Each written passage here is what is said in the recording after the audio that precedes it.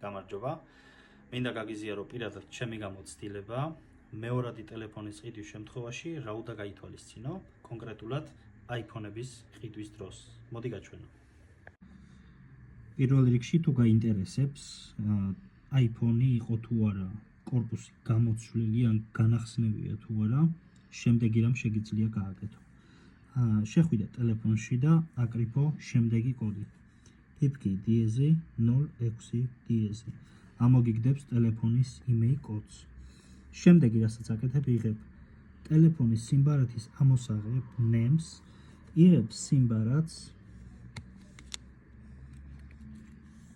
ამოაგდე შენი სიმბარათი, შემოატრიალე და აი აქ ამ რეზინის ქვემოთ წერია კომბინაცია ციფრების, რომელიც უნდა დაემთხვეს აუცილებლად ტელეფონში მოცემულ email კოდს.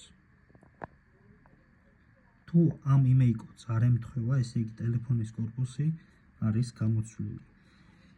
ყიდვის წინ აუცილებლად ეს კოდი შეიყვანე, შეამოწმე და იყავი დაზღვეული.